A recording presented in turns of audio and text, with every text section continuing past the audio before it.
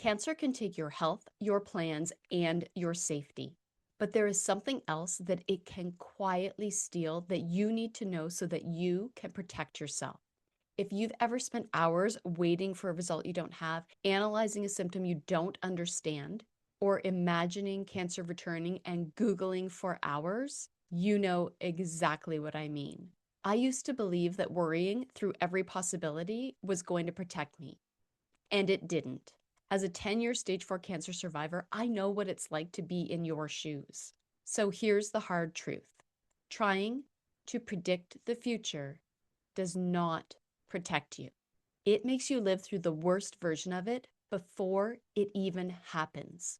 I did this for years until I experienced a shift that changed how I saw myself when I was living with uncertainty. In this video, I'm going to share with you what I use to stop uncertainty from turning to fear that could take over your life, and show you a different response that I use with my one-to-one cancer coaching clients. Because once you can not just see what you're feeling, but understand why you're feeling it, everything can change. Uncertainty often begins with one small trigger, a pain, an appointment, seeing someone else's cancer story, and within seconds, a possibility sounds like a prediction. The cancer is back. Treatment has stopped working. My life is about to change again. That doesn't mean that you're negative if you're having those thoughts. That is your mind trying to stop you from ever being caught off guard again. So ask yourself this: what is my mind trying to protect me from?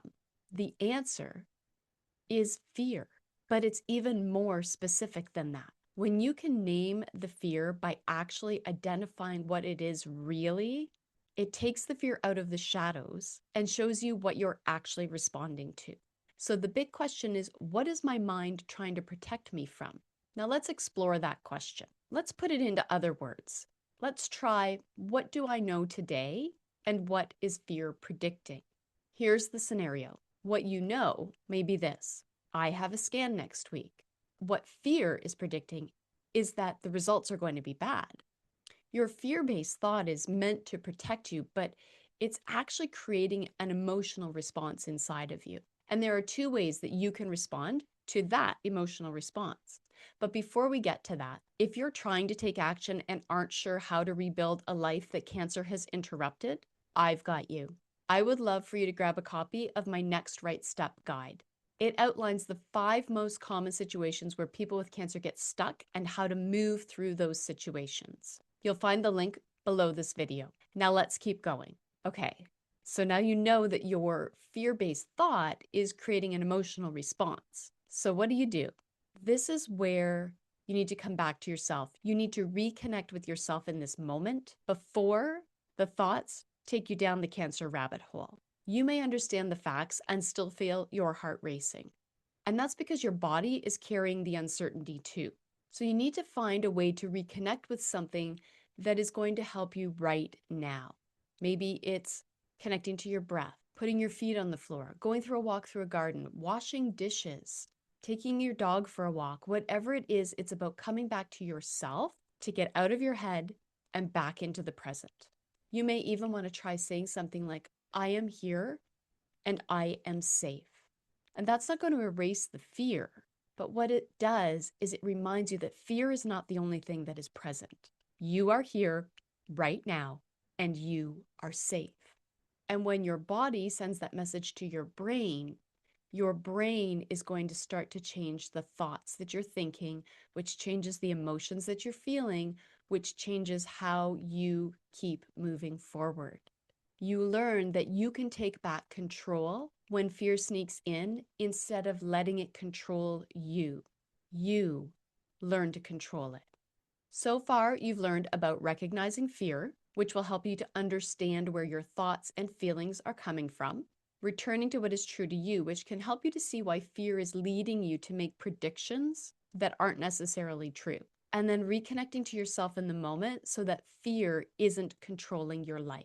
And this leads to our last building block that I want to share with you now. This shift changed how I saw myself when I was living with uncertainty. And it was about how I responded to myself when I was feeling overwhelmed by fear. I had to learn how to slow my thoughts down. and ask myself, what is the next right step that is going to keep me moving forward? And this next right step doesn't have to fix all of the future. It only has to support you in the moment that you're actually living.